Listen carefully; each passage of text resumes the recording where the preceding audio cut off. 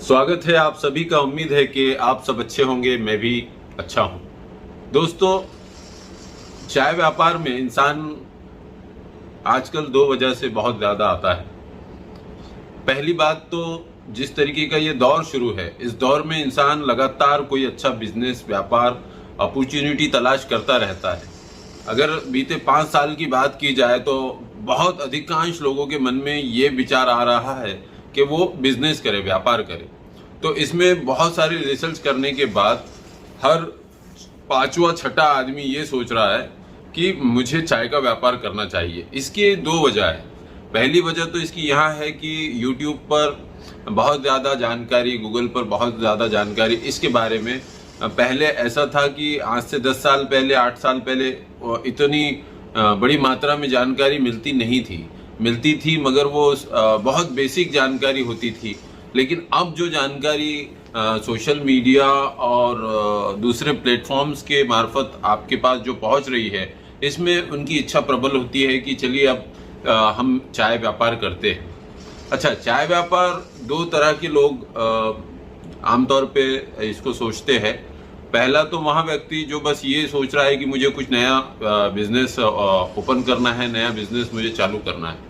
दूसरा व्यक्ति वहाँ होता है जो बिल्कुल उसकी प्लानिंग सेट होती है कि मैं चाय लूँगा, ऐसे करूँगा, ऐसे पैकेट बनाऊँगा, उसको ये ऑडियंस में, ये सब उपभोक्ताओं में मैं इसको इस तरीके से मेंबर्स बनाकर एक चैनल पार्टनर सिस्टम बनाऊँगा और फिर डायरेक्ट कंज्यूमर तक उसको पहुँचाऊँगा।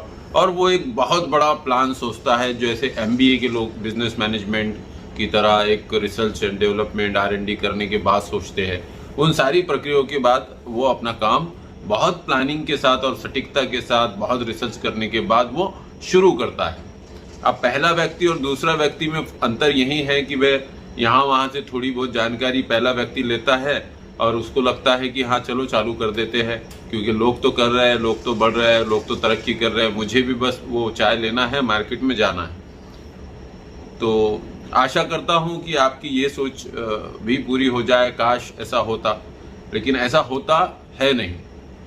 भोले भाले लोग एक गाड़ी कमाई, एक इन्वेस्टमेंट जो उनके लिए बहुत बड़ी इन्वेस्टमेंट होती है, अपने खून पसीने की मेहनत जो है, तो वो वहाँ पर वो बिजनेस में लगा देते हैं और अज्ञानता के कारण वो बिजनेस उनको, वो स्टार्टअप उनको बंद कर देना होता है, क्योंकि वो उसमें वो चीज़ें नहीं देख पाते, वो लाभ नहीं देख पाते, जिसके चलते उनको अपना वो प्रोजेक्ट बंद कर देना होता है। अब एक और दो व्यक्ति की मैंने मिसालें बता दी आपको। अगर आप रियल में चाय व्यापार सीखना, समझना चाहते हैं तो आपको सबसे पहले चाय व्यापार को समझना होगा। अगर आप चाय व्यापार को समझेंगे तो उसके बाद सीखना आपके लिए आसान होगा। अब आप कहेंगे कि यार ये अजीबोगरीब गुत्थी में आपने हमको क्या डाल दिया कि पहले समझना है और फिर सीखना है। इसका अंतर भी मैं आपको बता दूंगा बहुत जल्द, एक नेक्स्ट वीडियो, सीखना और समझना। इस पर वैसे तो मैंने काफ़ी वीडियो में कभी कभी थोड़ा थोड़ा कंटेंट दिया है और आप लोग भी बहुत ज़्यादा समझदार है, लेकिन फिर भी मैं कोशिश करूंगा समझने और सीखने की एक ऑल इन वन वीडियो मैं आपकी सेवा में ज़रूर प्रस्तुत करूंगा। अभी फिलहाल हम इस विषय की तरफ बढ़ते हैं। तो सबसे पहली प्रक्रिया, आपको चाय का व्यापार समझना है, फिर सीखना है। जब ये प्रक्रिया आप अच्छे तरीके से आप फॉलो कर चुके होंगे तो उसके बाद आपको कुछ डॉक्यूमेंट्स बनाने की ज़रूरत है। वो डॉक्यूमेंट्स क्या होंगे? वो डॉक्यूमेंट्स होंगे, सबसे पहले उद्योग आधार बनाएंगे। अब उद्योग आधार के माने क्या होता है?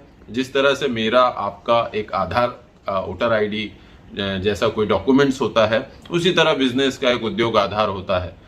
तो आपको वो बनाना ज़रूरी है। वो आप बना ले तो बहुत अच्छा होगा यहाँ पर। और दूसरा जो डॉक्यूमेंट्स होता है आपका, वो होता है फूड लाइसेंस। ये सबसे मेन डॉक्यूमेंट है।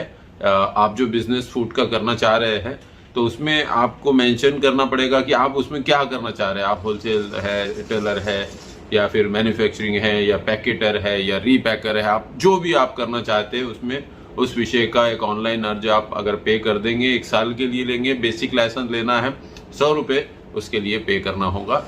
आप अगर खुद करते हैं तो ये 100 रुपये में हो जाएगा, किसी और को देते हैं तो 600 से लेके 1000 रुपया वो आपसे ले लेगा आराम से। या आप खुद ही करेंगे इंटरनेट पर बैठकर, अगर आप इंटरनेट कंप्यूटर्स जानते हैं तो आपको मात्र 100 रुपये यहाँ पर लगने वाले हैं।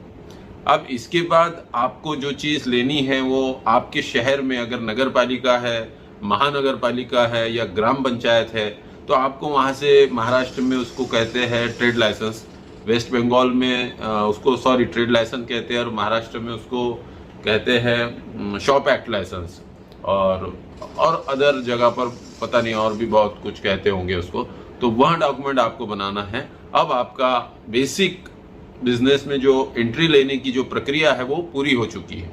अब बहुत से लोग जीएसटी भी ले लेते हैं शुरुआत में, और उनका बिजनेस रिस्पॉन्स नहीं करता है तो वो पछताते हैं कि यार मैंने जीएसटी क्यों लिया, क्योंकि उसके कंप्लायंसेस के बारे में किसी को बहुत ज्यादा जानकारी होती नहीं है, मगर वो लेने के बाद होती है। जब आपने जीएसटी ले लिया होता है उसके बाद आपको पता है कि हर महीना इसको इस तरह से मेंटेन करना पड़ता है, और कि आपकी ऐसी भी नहीं कि महीने का 10 लाख रुपए का 5 लाख रुपए का काम चल रहा है या 60 लाख 1 करोड़ रुपए सालाना काम होता है। अगर नहीं होता है तो आपको जीएसटी की जरूरत नहीं है। अगर आप अदर स्टेट से बिजनेस कर रहे हैं और आपका काम, आपको आशा है और आपने काफी R&D करके अपना बिजनेस चालू किया है, तो उस सूरत में जीएसटी सर्टिफिकेट लेने में कोई दिक्कत नहीं है।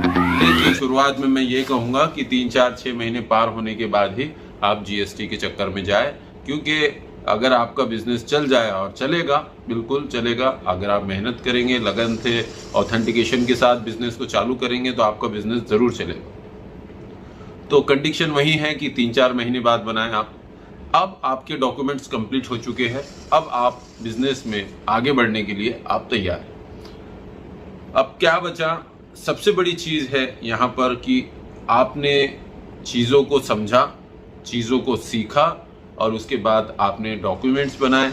आपका जो मैटर आएगा वो पैकेजिंग सॉल्यूशन से आएगा। तो मैं यहाँ भी कहूँगा कि बहुत बड़ी इन्वेस्टमेंट शुरुआत में करने की ज़रूरत नहीं है। आपको पैकेजिंग सॉल्यूशन 10-15 हज़ार रुपए में जो आसानी से हो जाए, तो आप उस टाइप का बल्क में कुछ सोचिए।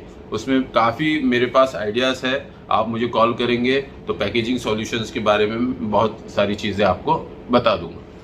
अब यहाँ पर प्रोडक्ट भी हो गया आपका, चाय को सीखने और समझने की वजह से आप अपना प्रोडक्ट आप मार्केट में लॉन्च करने के लिए तैयार है। तो अब जो सबसे बड़ी चीज़ आपको लगने वाली है वो यहाँ है कि आपको माल बेचना आना चाहिए। अगर आप बिजनेस में आए हैं तो आपके अंदर ये गुण होना ज़रूरी है कि आप अपने प्रोडक्ट को कैसे सेल करेंगे, आपके पास वो प्लान होना चाहिए।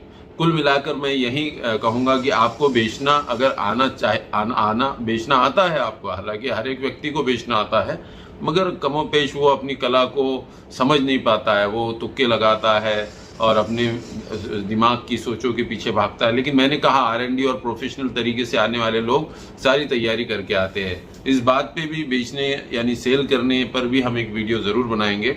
लेकिन ये 70-80% यही एक सब्जेक्ट है जिसकी वजह से आप बिजनेस स्टार्ट करोगे और उसको रिस्पॉन्स मिलेगा, तभी आपका बिजनेस रन होगा, जिसमें सेल, मार्केटिंग एंड सेल्स, ये 70-80% ये सबसे बड़ा विषय है।